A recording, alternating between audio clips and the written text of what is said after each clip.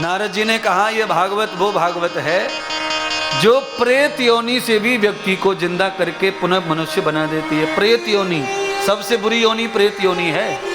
पिशाच योनि से भी तर गए कथा सुन के, शिव पुराण सुन करके। क्या समझ लो, शिव पुराण की महिमा सुनाते हैं तो उसमें भी ब्राह्मण पिशाच बन गया था कुकर्म करके। उसकी पत्नी ने माता पार्वती के चरणों में बैठकर ध्यान किया, भोलेनाथ की कथा श्रवण करवाई तंबरू महाराज से। नारद जी जैसे ही कथाकार थे तंबरू, वो भी बीणा बजा के कथा सुनाते, नारद भी कथा बीणा से सुनाते। महाराज नारद और तंबरू दोनों को एक जैसा भगवान का कथा वक्ता माना गया है। तंबरू महाराज ने पीपल से बांधकर सुनाई थी कथा उसको, पिशाच को। 7 दिन में भगवान शिव जी का गण बन गया, भक्त बन गया। यह है भागवत की कथा, यह है पुराण की कथा माना है। पिशाच बांधकर है, पीपल से बांधने का मतलब होता है हाथ में धागा बांधकर पंडित जी संकल्प करवाता है, दुनिया आए न आए पर तुझे कथा सुनने से पहले आकर बैठना है और कथा 7 दिन सुनना है। इसको कहते हैं पीपल से संकल्पित होकर कथा श्रवण करना। और भाई साहब हाथ में धागा बांध के पंडित जी का संकल्प लेकर जो कथा सुनते हैं उनके शरीर से भूत पिशाच सब भाग जाते हैं और सुंदर भागवत नारायण प्रकट हो जाते हैं, आनंद प्रकट हो जाता है। इसलिए संकल्पित होकर कथा श्रवण करे वाला, जो संकल्प के साथ कथा सुनते हैं उनका श्राप निकल जाता है। जो व्यक्ति श्रापित है, और आप सब श्रापित हैं, आपको बीमारी होने का श्राप लगा है, आपको मरने का श्राप लगा हुआ है। सोमवार मार मंगल बुधवार गुरुवार शुक्रवार शनिवार ये 7 दिन में ही मरना, ये श्राप लगा हुआ है। काल रूप अजगर आएगा, डस लेगा, एक एक को डस लेगा। दादा गए, बाबा गए, फूफा गए, मामा गए, बुआ गए, कितने चले गए, हम भी जाएंगे, क्योंकि श्राप लगा हुआ है। उस श्राप से बचना है तो भागवत का संकल्प लेकर हम श्रवण करें तो श्राप छूट जाता है। भागवत का श्राप संकल्प कर से छूट जाता है। अरे संकल्प ले लो ना, गलती हो गई, हो गई, हो गई, हो गई, लालच हो गया, बुद्धि बिगड़ गई थी, गलती हो गई थी। मैं कहता हूं आज भी आपकी बुद्धि अच्छी हो जाए तो आप आज भी भगवान के साथ में ज्यों की त्यों हैं। भगवान तो बड़े दिल वाले, उनका दिल तो तीनों लोकों से बड़ा है, उसमें समुद्र आदि हिमालय सब आ जाते हैं, इतना बड़ा दिल है भगवान का।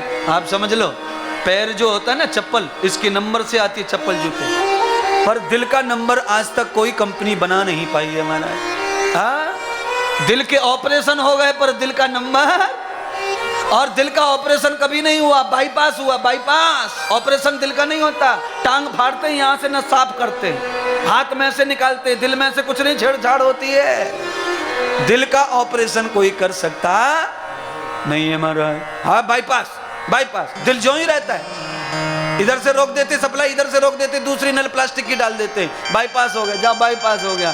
दिल का ऑपरेशन नहीं होता। क्यों क्यों नहीं होता बताओ? क्योंकि दिल भगवान की जगह है, उसका ऑपरेशन कोई कर सकता नहीं है। जब दिल में बसा, जब दिल में बसा दिलदार मेरा, दिलदार को ढूंढन जाऊं कहाँ, मेरे श्याम को ढूंढन जाऊं कहाँ। पंडाल में जो लोग बैठे हैं ना, ये बालाजी जाके आए, ये हिमालय जाके आए, ये काशी जाके आए, ये वृंदावन जाके आए, ये रामदेव बाबा के वहां जाके आए, ये सब जगह जाके आए, पर इनको अभी तक कुछ मिला? क्या मिला? चनौरी।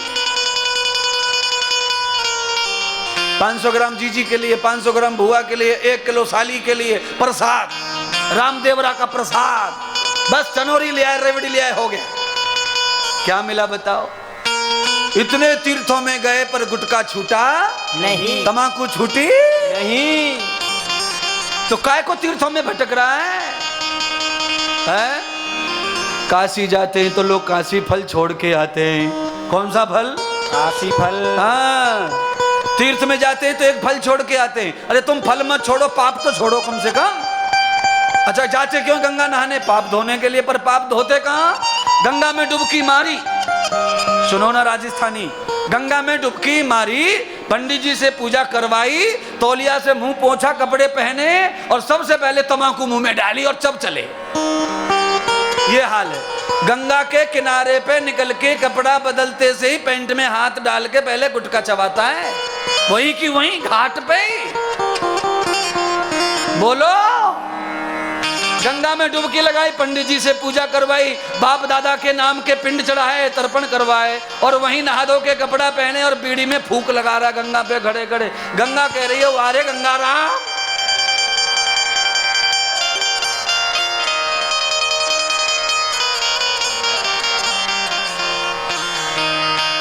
चमड़ी धोने से पाप कभी धुलने वाला नहीं है। कितने शैम्पू खराब हो गए, कितने साबुन बदल गए, पर अभी तक कुछ धुला नहीं है हमारा। रगड़ रगड़ के पत्थरिया से नहावे, पत्थरिया, पत्थर से नहावे। राजस्थानी लुगाई पत्थर रगड़े, एड़ियां रगड़े, पर कुछ मिला नहीं। चमड़ी थोड़ी साफ हो गई है, पर छोरा सुधरा नहीं है। पति सुने ना, पर गुरुजी पति छोरा क्या को सुधरेगा? हम कहाँ सुधरे हुए, इधर की उधर हम भी फोन पे चुगली ठोके। हाँ, जब तक चुगली चांटी और बुराई बंद नहीं होगी तब तक पंडित जी भक्तों का उद्धार होने वाला नहीं है।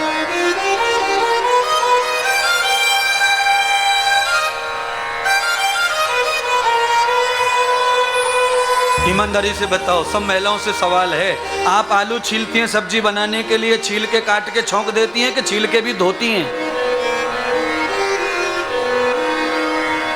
आप कच्चे आलू छीलती हैं कि नहीं? छीलती हैं। अब छील के बाद काटती हैं, काट के छौंक देती हैं कि धो के छौंकती हैं? धो के। पहली बात तो छीलने से ही वो शुद्ध हो गया, उसके बाद काट के धोया क्यों फिर ये बताओ? आलू तो अशुद्ध था ही नहीं, उसने कोई पाप किया नहीं। पर घर वालों को तकलीफ ना हो जाए, कोई मिट्टी का कण ना चला जाए, इसलिए छील के फिर धोती है, इतना ध्यान रखती है साफ सफाई का। पर चरित्र का ध्यान कोई रखता नहीं है। बोलो, इलायची डाल के, केसर डाल के खीर खाइए, ऊपर से तम्बाकू खाने की क्या जरूरत है बता? इतनी खुशबू मार रही खीर की मुंह में से, ऊपर बीड़ी सूट के बदबू कर ली कि नहीं कर ली? क्या फायदा है ऐसे बीड़ी तम्बाकू का? है वो भैया मेहमान बन के आया है, खीर ठोक रहा, केसर डाल के, इलायची डाल के, काजू किशमिश डाल के। थोड़ी बहुत सौंफ सुपारी खा ले तो चलता है, पर बीड़ी नहीं चलती है मेरा। ओ भैया, बीड़ी पीने वालों कोई होगा, तम्बाकू वाले, तुम जो शरीर में हानि कर रहे हो वो तो ठीक है, पर पाप भी लगता है। बीड़ी में से धुआं निकलता है और वो धुआं देवी देवताओं के नाक में जाता है, वो पाप तुम्हें लगने वाला है, क्योंकि देवी देवता बीड़ी पीते नहीं और वो पसंद भी करते नहीं है। हाँ, तुम जो तम्बाकू खाते हो, जो थूकते हो, उस थूक पे मक्खी बैठती है और वही मक्खी जाके राम जी श्याम जी की फोटो पे बैठती है, वही जाके वहां बैठती है, बस वो पाप तुम्हें लगेगा, ये ध्यान रखना। इसीलिए अच्छाइयों में आ जाओ, बुराइयां हैं वो छूट जानी चाहिए। अच्छा बताओ, नहाते क्यों भाई? नहाते पानी से, तो साबुन क्यों लगाते भाई? इसलिए लगाते पसीने की बास ना रहे, सेंटेड साबुन लगाते हैं, सादा साबुन से कोई नहाता भी नहीं है। हा? थोड़ी देर पसीने की गंध शरीर में ना आए इसलिए साबुन लगाते महाराज, फिर क्रीम लगाते महाराज, दिन भर थोड़ा खुशबू आता रहे शरीर में से, बुराई छुपी रहे, पसीने की गंदगी छुपी रहे। इसलिए सारे आडंबर हम करते हैं अपने आप को बचाने के लिए, पब्लिक की नजर से, पसीने की बास ना चली जाए किसी की नाक में, कोई को गंदा ना लग जाए, तो हम खूब करते हैं अपने आप को आलिस मालिस। तो मैं भी वही कह रहा हूँ, नहाने से अगर बदबू जाती है तो गंगा सत्संग की, गंगा में नहाने से अपराध और पाप धुल जाते हैं, जीवन भर की अपवित्रता समाप्त हो जाती है और हमारा पूरा जीवन पूर्णतः पवित्र हो जाता है। सत्संग की गंगा में नहाने से शरीर भी, मन भी, बुद्धि भी, चित्त भी, चरित्र भी सब पवित्र हो जाता है।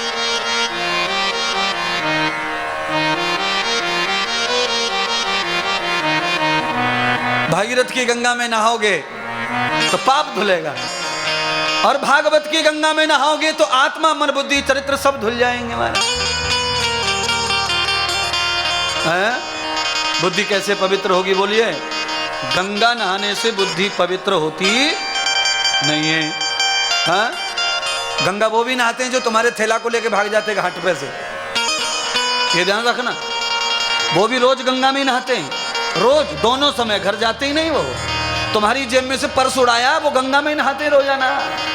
पर क्या बुद्धि अच्छी हुई? नहीं हुई। पाप धो रहे होंगे, मुझे नहीं पता, पाप का हिसाब नहीं है, पर बुद्धि अच्छी नहीं हुई। ये प्रमाण पत्र तो मिल रहा है, क्योंकि गंगा में नहा के, चप्पल उठा के, पर्स उठा के, छैला उठा के भाग रहा है।